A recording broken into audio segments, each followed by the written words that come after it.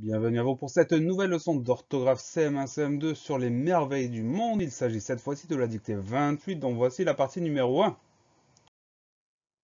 Les mots à prendre de la dictée 28 s'affichent: terrestre, étrange, phénomène jet, puissance, maori, deuxième région, volcanique, surnaturel, étonnant, réputé, incontournable, précisément, jaillir, paraître. On commence par la première moitié des mots évidemment. Ils s'affichent à nouveau et nous allons les étudier un par un, c'est parti. Le premier mot, c'est le terrestre. Le mot terrestre est de la famille du mot terre, donc on va retrouver le même radical, c'est-à-dire que le mot commence par T-E-2-R-E. Dans terrestre, le premier E s'écrit avec un E sans accent puisqu'il est suivi de deux R.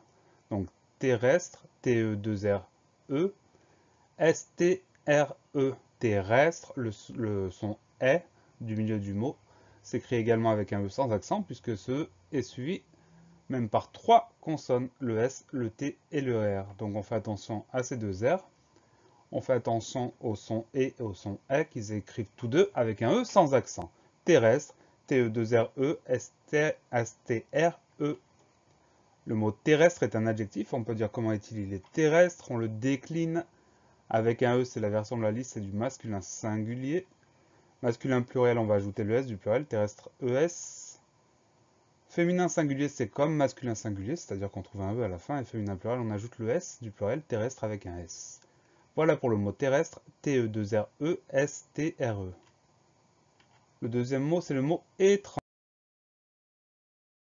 Premier son, c'est le son E qu'on va écrire avec un E accent aigu. Ensuite, on trouve la syllabe tran, T-R-A-N, le son en s'écrit ici A-N.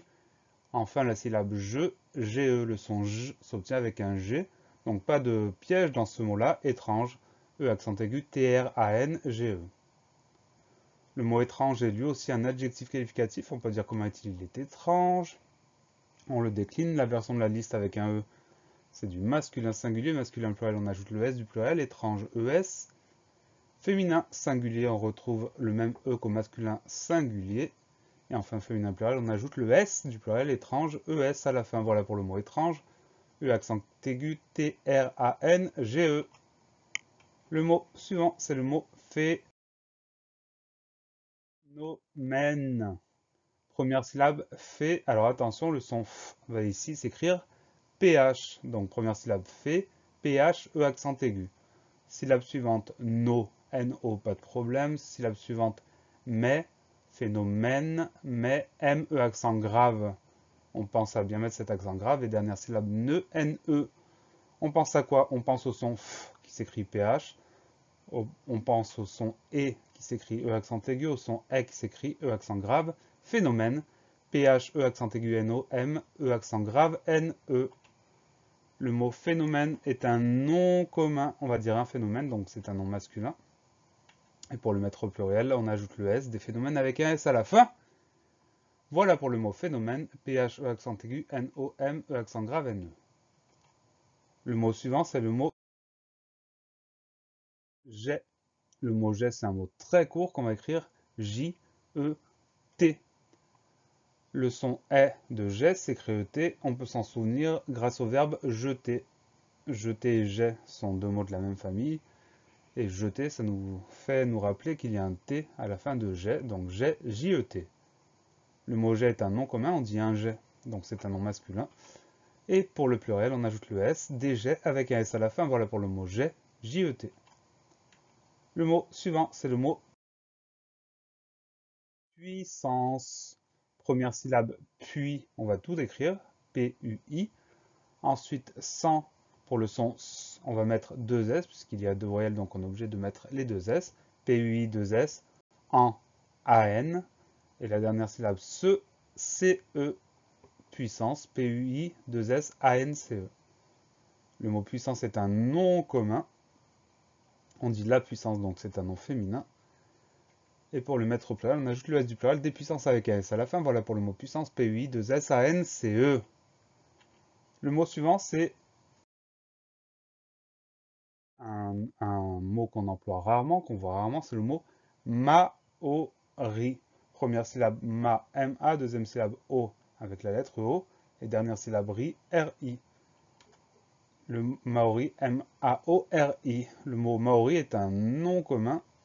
Il existe le nom propre maori, mais le nom propre comporte une majuscule. Là, c'est pas le cas, donc c'est un nom commun.